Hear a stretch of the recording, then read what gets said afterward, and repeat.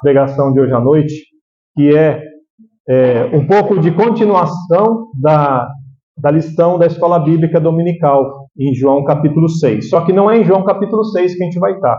A gente vai estar em Mateus capítulo 14. É a mesma história de Jesus andando sobre as águas, só que contada pelo evangelista Mateus. Então, se você abrir a Bíblia em Mateus 14,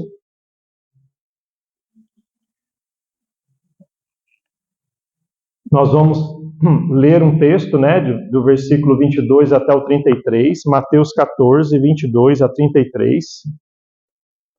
E o título da pregação é Fé versus Medo. Ou Fé em Jesus versus Medo das Circunstâncias. Então vamos ler Mateus 14, 22 a 33. Então você pode seguir na Bíblia, na sua Bíblia, se quiser, em voz alta. Eu vou estar lendo aqui em voz alta. E os irmãos que quiserem podem me acompanhar, tá? E logo ordenou Jesus que os seus discípulos entrassem no barco e fossem adiante para o outro lado, enquanto despedia a multidão. E despedida a multidão, subiu ao monte para orar, à parte. E chegada já à tarde, estava ali só. E o barco estava já no meio do mar, açoitado pelas ondas, porque o vento era contrário. Mas à quarta vigília da noite, dirigiu-se Jesus para eles, andando por cima do mar. E os discípulos, vendo-o andando sobre o mar, assustaram-se, dizendo: é um fantasma, e gritaram com medo. Jesus, porém, lhes falou logo, dizendo: tende bom ânimo, sou eu, não temais. E respondeu-lhe Pedro e disse: Senhor, se és tu, manda-me ir ter contigo por cima das águas.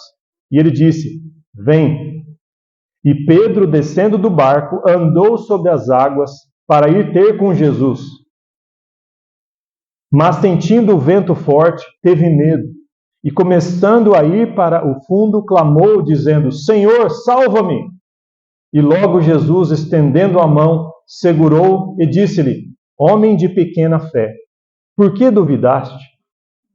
E quando subiram para o barco, acalmou o vento. Então aproximaram-se os que estavam no barco e adoraram-lhe, dizendo: és verdadeiramente o Filho de Deus. Linda história famosa. E os três evangelistas, dos quatro, 3 evangelistas contam a mesma história, só que com detalhes um pouquinho diferentes, alguns detalhes que complementam a ideia geral. Então, Mateus fala dessa história, como acabamos de ler. Marcos fala dessa história no capítulo 6. E João também no capítulo 6 fala da mesma história. E o que aconteceu antes dessa história famosa de Jesus andar sobre as águas ter ocorrido e sido narrada aqui? Primeiramente, em Mateus, no capítulo 14, do verso 1 a 12, fala da morte do primo de Jesus, João Batista, é o precursor de Jesus. João Batista, ele começou a pregar sobre o arrependimento no deserto, para que as pessoas pudessem estarem preparadas para que quando Jesus viesse falando da salvação, eles estivessem prontos, arrependidos dos pecados, entendendo que para ter um Salvador, ele tem que salvar do quê? De uma condenação causada pelo quê? Pelo pecado. E João Batista, ele prepara, ele destaca isso. E João Batista é covardemente morto. E nós vemos isso na história aqui do capítulo 14, versículo 1 a 12, que isso com certeza choca tantas pessoas, e particularmente o Senhor Jesus Cristo, que era primo dele. João Batista, ele era 6 meses mais velho. Aí depois, Jesus Cristo, ele está pregando, falando com uma grande multidão que o seguia, e de repente a hora já tinha passado, ele via aquela multidão parada lá, com fome, com sede, e ele pergunta aos seus discípulos: o que temos para alimentar essa multidão? E aí o que tinha disponível eram simplesmente 5 pães e 2 peixes que um garoto trouxe ali. Então Jesus usa isso e multiplica isso para 5.000 pessoas, 5.000 homens, sem contar mulheres e crianças. Alguns dizem que tinha mais de 20.000 pessoas lá para comer. Que chamunhão, hein? E Jesus Cristo multiplicou a ponto de sobrarem muita comida. Por exemplo, sobraram 12 cestos cheios de comida. Isso foi um milagre grandioso, a primeira multiplicação dos pães. Na hora que aconteceu isso, irmãos, as pessoas, a multidão, olhou para Jesus e queria nomeá-lo, queria elegê-lo a um rei. Porque imagina ter alguém assim ao seu dispor, ter alguém assim ao seu lado, alguém que te alimenta quando você quer, que te traz comida, que resolve esse problema social, e alguém que faz milagres na hora que você precisa. Então queremos ele como rei, como realmente um Messias social, alguém que vai nos suprir as necessidades de acordo com as nossas conveniências, de acordo com as nossas circunstâncias. Só que Jesus Cristo, ele fez outra coisa. Como nós lemos aqui, Jesus Cristo logo ordenou aos seus discípulos para que entrassem no barco e fosse adiante para o outro lado enquanto ele despedia aquela multidão. Ele sabia que os seus seguidores estariam até mesmo tentados pela pressão do grupo a também querer Jesus como um rei. Então ele ajudou os seus discípulos e falou: não, vocês vão na minha frente, deixa que eu despeço da multidão. Ele sozinho despediu aquela multidão, irmãos. Imagina quantas mil pessoas, mais cerca de 20 mil pessoas. Então os seus discípulos pegaram o barco, foram no mar da Galileia para atravessar, e Jesus ia encontrá-lo em algum momento, em algum ponto, que ele não falou quando e onde exatamente, mas ele falou para atravessar, para ir lá do outro lado, em Cafarnaum, que ele em algum ponto iria encontrá-lo. E é interessante ver, irmãos, que tem alguns detalhes que não são falados aqui, mas que Jesus Cristo ele despede a multidão. E logo que ele despede a multidão, ele foi para um monte para orar. Logo no versículo 23 diz: e despedida a multidão, subiu ao monte para orar à parte. E chegada já à tarde, estava ali só. Então Jesus Cristo ele tomou a primeira decisão aqui, que é marcante para nós. Ele podia, diante da pressão da multidão, ele podia ceder e falar: tá bom, é isso que vocês querem? Então pode me eleger. Pode me eleger. Ele teria evidência, ele teria alguém para ouvir, teria uma multidão para ouvir a sua mensagem, mas ele não cumpriria a vontade do Pai se ele assim o fizesse. Então a decisão de Jesus era o louvor dos homens como um rei para saciar a fome, para trazer milagres, para resolver os problemas desse mundo, problemas temporais, ou ele podia ter a dependência de Deus em oração. Ele podia ter o glamour de um rei ou o coração de um servo. E diante do Pai, clamar ao Senhor e falar: Senhor, me ajuda para a missão que eu tenho. E focar o seu coração e a sua mente humildemente para a missão que ele tinha pela frente. Então Jesus escolheu oração, escolheu a dependência de Deus. Irmãos, devemos nos lembrar um princípio maravilhoso que Jesus nos deixa aqui. Nós temos muitas pressões para desviarmos o foco daquilo que Deus já nos mostrou, daquilo que Ele quer para a nossa vida. E nós somos tentados muitas vezes a ouvir a multidão, a ouvir o clamor, a popularidade, a aprovação dos homens, ao que a multidão fala, ao invés da aprovação de Deus, do que Deus fala. Então, se você está preocupado em ter o sorriso das pessoas, você vai ser fortemente tentado a ser eleito para resolver os problemas temporais. Nada contra resolver problemas sociais, mas esse não é o nosso foco principal e único e último. Isso é um meio para levarmos o pão da vida, que vale muito mais e dura para toda a eternidade. Então, Jesus Cristo nos deu exemplo aqui, então, para não cedermos. E Ele ordenou, Ele não pediu para os seus discípulos, não falou: se vocês quiserem, quem quiser, faça uma eleição aí. Não, Ele mandou todo mundo: vai agora. Marcos diz que Jesus obrigou os seus discípulos a fazer isso, Marcos 6,45. Então Jesus ele usou a sua autoridade e falou: vão agora, entra no barco e eu resolvo aqui. E ele segurou, irmãos, ele aguentou ali e ele tomou a decisão, a primeira decisão: dependência de Deus e oração. Eu não sei quão fácil é para você se desviar das prioridades ou de depender de Deus e de orar, mas eu queria que você olhasse para Jesus Cristo e seguisse o exemplo de Jesus. Quando mais de 20 mil pessoas estariam pressionando ele para ser um rei, Jesus Cristo ele cedeu a isso. Ele tapou os ouvidos e ele focou na dependência de Deus. Então, quando a multidão grita para você fazer uma coisa, lembre-se da sua missão, lembre-se do seu chamado, lembre-se do que Deus já colocou na sua vida, da sua convicção. lembre-se de obedecer ao Pai. Jesus estava no monte, seus discípulos estavam então no barco, estavam em outro local. E diz a palavra de Deus no versículo 24, que enquanto eles estavam no barco, o barco estava já no meio do mar, açoitado pelas ondas, porque o vento era contrário. Interessante, Jesus não foi pego de surpresa, ele sabia que aquele barco estaria lá naquele local e o mar estaria revoltoso e que o vento estaria puxando, ou levando, empurrando eles ao contrário de onde eles queriam ir. Jesus sabia, ele queria dar uma lição para os seus seguidores. Ele usou isso de forma pedagógica, de forma didática. Ele falou, eu vou colocar vocês numa sala de aula, onde vocês não vão ter saída para ir para lugar nenhum, onde vocês, pescadores experientes, não vão conseguir fazer nada. É como o Ayrton Senna sem um volante. Você pode fazer muito, você tem experiência, mas você não consegue fazer nada, porque ali estavam os pescadores que estavam imobilizados, eles não podiam fazer nada, porque o vento estava impedindo eles. Então Jesus falou, aqui é a sala de aula, em que eu vou ensinar para vocês algo muito importante. O barco estava no meio do mar, açoitado pelas ondas, o vento era contrário.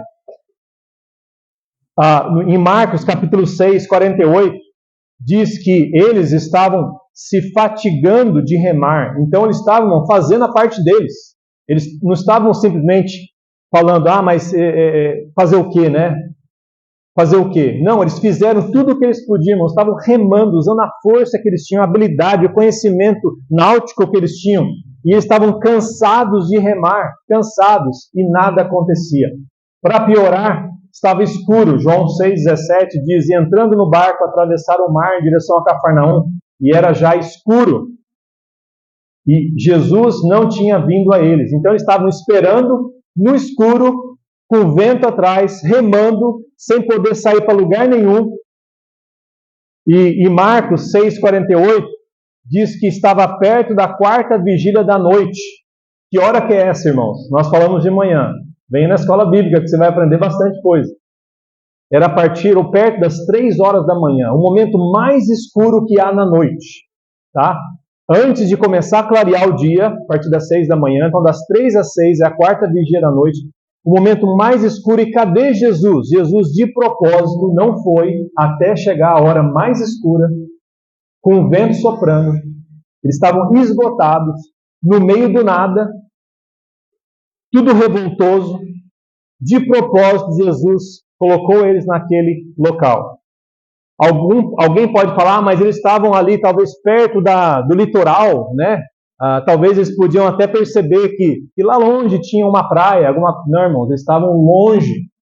João 6,19 diz, e tendo navegado uns 25 ou 30 estádios, isso dá mais ou menos 6 quilômetros de distância, 6,5 quilômetros e meio, né? Hoje de manhã falaram que é daqui até o Costinha, né?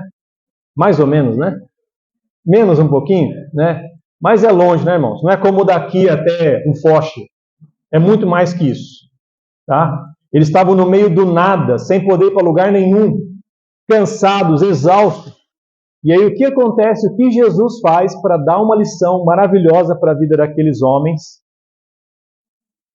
Versículo 25, 27. Mas à 4ª vigília da noite, dirigiu-se Jesus para eles, andando por cima do mar. E os discípulos, andando sobre o mar, assustaram-se, dizendo, é um fantasma! E gritaram com medo. Jesus, porém, lhes falou, dizendo, tende bom ânimo, sou eu, não temais. Irmãos, a única vez na história em que um ser humano anda em cima da água foi aqui. Só que Jesus não foi o único que andou em cima da água. Vai ter um outro ser humano. Estou falando ser humano porque Jesus é 100% homem também, além de 100% Deus. O outro que é só 100% homem, que também pisou nas águas e andou, foi um homem chamado Pedro. Interessante que só Mateus fala dele. Marcos e João não mencionam o nome de Pedro. Não sei porquê. Se alguém souber, me fala. Porque é gostoso estudar a palavra de Deus, obter respostas, essas coisas. Mas Mateus reservou essa pérola, essa joia preciosa, a história de que além de Jesus, Pedro foi. Logo a gente vai chegar lá. Mas aqui Jesus toma uma outra decisão. Ele estava lá na água, ele podia tomar qualquer decisão. Ele estava molhado, provavelmente, né? Da cabeça aos pés, ou dos pés à cabeça, né? Porque ele estava pisando na água. Não fala que ele estava flutuando sobre, ele estava pisando como se fosse chão, então não afundava. E chegou até aquele barco, cerca de 6 quilômetros no meio do mar, no escuro, no vento. Só que aqueles homens corajosos, pescadores corajosos, machões, como nós sabemos, pescadores são, né? Começaram a gritar: fantasma! E interessante de ver, irmãos, o que os outros evangelistas falam. Olha aqui, ó, aqui em Mateus, fala que gritavam com medo, assustaram-se, né? E gritaram com medo. Marcos 6,49, cuidaram que era um fantasma e deram grandes gritos. Só que o grito era grande, irmãos. Era grandes gritos, não era um gritinho. Eram gritos mesmo. Estavam lá, horrorizados. Porque todos o viram e perturbaram-se. E no João 6,19 diz que temeram. Então, irmãos, dá para perceber a emoção daqueles homens, daqueles adultos, daqueles homens experientes, seguidores de Jesus, em ver aquele vulto se aproximando.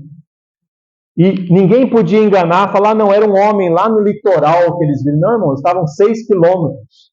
E para eles poderem ver alguém no escuro, às 3 horas da manhã, tinha que esse alguém estar mais próximo a ele. Então Jesus estava chegando ali perto do barco, aquele vulto, aquela penumbra, né?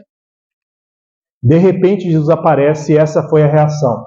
E qual foi a decisão de Jesus, irmãos? Jesus podia falar, peraí que eu estou chegando. Jesus, ele decidiu, ao invés de acalmar a tempestade, de acalmar o vento, ele decidiu acalmar o coração dos seus seguidores. Acalmar a tempestade do coração dos seus seguidores. Por que Jesus fez isso? Nós, por conhecer o caráter do nosso Salvador e o interesse que ele tem em nos ensinar a crescer, a preocupação que ele tem conosco, nós entendemos, irmãos, que Jesus Cristo ele quer acalmar as nossas tempestades, as tempestades internas, antes de acalmar as tempestades externas. Porque é bem provável que se ele acalmar todas as tempestades externas, ainda o coração vai ficar temeroso. Mas se ele acalmar a tempestade interna, qualquer circunstância vai ser resolvida. Irmão, se você está no meio de problemas, mas está com Deus, você está bem. Você tem a paz de Deus, que excede todo entendimento. Mas se você não está bem com Deus, você pode viver num paraíso. E o seu coração está perturbado. Jesus sabe disso, então ele falou, tem de bom ânimo. Sou eu, não temais. Que palavra maravilhosa, irmãos. Então eu queria trazer esse conforto, esse encorajamento para você, que Jesus vem de encontro ao nosso barco. Quando você não consegue ir para lugar nenhum, quando você usa todas as suas forças, suas habilidades e conhecimentos, e você não consegue, você não sabe, ainda chega alguém do seu lado que você tem medo de quem seja, Jesus chega e te acalma e fala, calma, sou eu, não temais. Jesus, ele se preocupa com o nosso coração. Aí agora entra esse personagem, Pedro. Respondeu-lhe Pedro, diz, Senhor, se és tu, manda-me ir ter contigo por cima das águas. Olha que ousadia, né, irmãos? Interessante que os outros não falaram isso. Alguns criticam Pedro e falam, puxa vida, esse homem é inconstante, esse homem é de pouca fé, como Jesus vai falar depois. Mas ele foi o único ser humano, fora Jesus, que fez isso. Que conseguiu andar. Por quê? Porque ele pediu para a pessoa certa. Porque ele clamou à pessoa certa. Ele desejou diante da pessoa certa, que é Jesus. Ele falou, Senhor, se és tu, manda-me ir ter contigo por cima das águas. O que Jesus fez? E ele disse, vem. Pedro, descendo do barco, andou sobre as águas para ir ter com Jesus. Estava tudo mil maravilhas. Mil maravilhas não, né, irmãos? Imagina, escuro, molhado. Você quer ter certeza se é Jesus. Ele está tendo certeza porque Jesus falou, vem. E ele está pisando, está funcionando, né? Não está afundando. Só que diz a palavra de Deus que, sentindo o vento forte, teve medo. Começando a ir para o fundo, clamou, dizendo, Senhor, salva-me. E logo Jesus, estendendo a mão, segurou e disse, homem de pequena fé, por que duvidaste? Então Pedro, em algum momento em que ele ouviu Jesus, estava seguindo o vulto, estava focado naquele vulto, até que a visão começou a ficar mais clara, porque ele estava se aproximando, ele começou a sentir, os sentimentos dele começaram a enganá-lo. Porque talvez na mente dele, puxa, isso aqui não é real. Isso nunca aconteceu. Vai contra as leis da natureza, vai contra a ciência. E começou a acreditar, talvez, em todas as lógicas que passava na cabeça dele como um homem adulto. E aquilo foi causando o naufrágio na vida dele.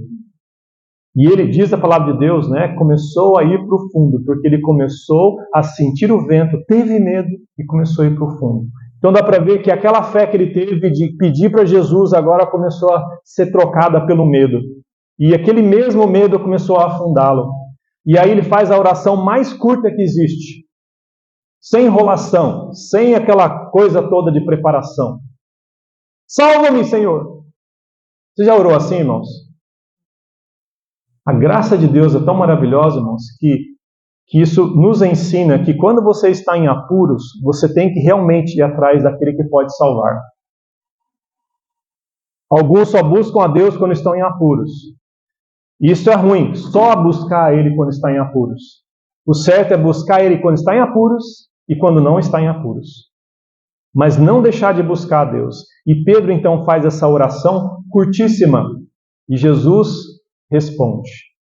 Pela segunda vez, ele respondeu o desejo de Pedro, deixa eu ter contigo, e agora ele responde o clamor de Pedro, me salva, e logo Jesus deu a mão, segurou a mão, e com amor e graça deu uma lição para Pedro, e falou o que para ele?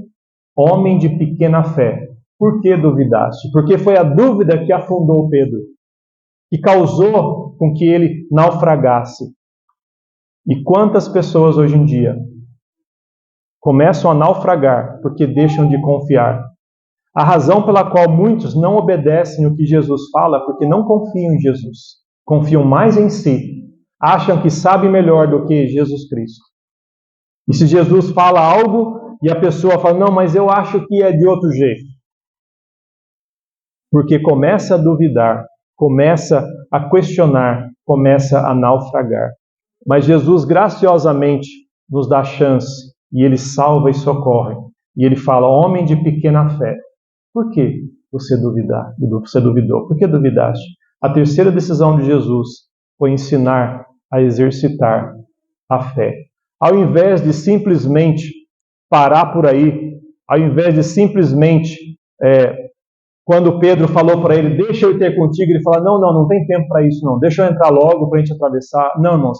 Ele usou do tempo precioso que ele tinha, Jesus Cristo, para dar uma lição, usando Pedro como exemplo agora. Agora eu te encorajo, irmão. Não sei quantas vezes você dá um passo de fé e 2 de incredulidade.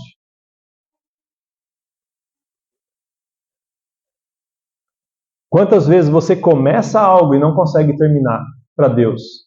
Porque lá no meio do caminho, quando você começa a perceber o preço que custa aquilo, do seu tempo, do seu esforço, da sua dedicação, algo que você vai ter que abrir mão, sacrifício que você vai ter que ter, você começa então a questionar e duvidar e a sucumbir. E você clama ao Senhor e Ele graciosamente te dá outra chance. Por que eu falo isso? Porque todos aqui estão vivos. Você está vivo por causa da graça de Deus. Eu estou vivo por causa da graça de Deus, irmãos. E nós falhamos todo momento, todos os dias. E Deus é gracioso em nos dar chance após chance. Mas Ele, quando Ele nos socorre, Ele nos relembra de que não temos a fé que deveríamos. Não crescemos ao ponto que deveríamos. E essa lição, irmãos, dessa história maravilhosa, nessa sala de aula escura, com vento, distante, no meio do nada, é a sala de aula que Jesus Cristo usa para ensinar a fé para nós. E aí, quando Pedro é salvo, socorrido por Jesus, os dois entram, e diz a palavra de Deus, entram no barco, né? Quando subiram para o barco, acalmou o vento. Então aproximaram-se os que estavam no barco, adorando-no, dizendo, és verdadeiramente o Filho de Deus. Aí eles podiam falar isso. Agora a fé deles estava no outro nível, mas só chegou naquele nível por causa de tudo que aconteceu. Jesus sabia disso. Jesus preparou essa sala de aula para eles. Quando Jesus falou, vão para o barco, deixa eu despedir. E ele orou.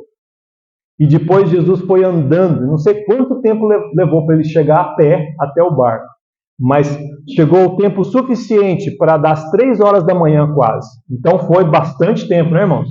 Diz outro texto que eles foram à tarde no barco e já era 3 horas da manhã. Então imagina o que passava na mente daqueles homens. Mas agora a lição foi aprendida. Adoraram, verdadeiramente és o Filho de Deus. Agora eu pergunto para você, o que precisa, que sala de aula precisa para que você e eu reconheçamos exatamente a mesma coisa? De que Jesus é, de fato, o Filho de Deus. João, o evangelista, ele escreveu o evangelho dele inteiro. Sabe para quê? Para que as pessoas chegassem à mesma conclusão. E eu quero que você abra lá, se você está com sua Bíblia em frente aí, João, capítulo 30. E este é o encerramento dessa mensagem. Aliás, não é capítulo 30, não, é verso 30. João, capítulo 21,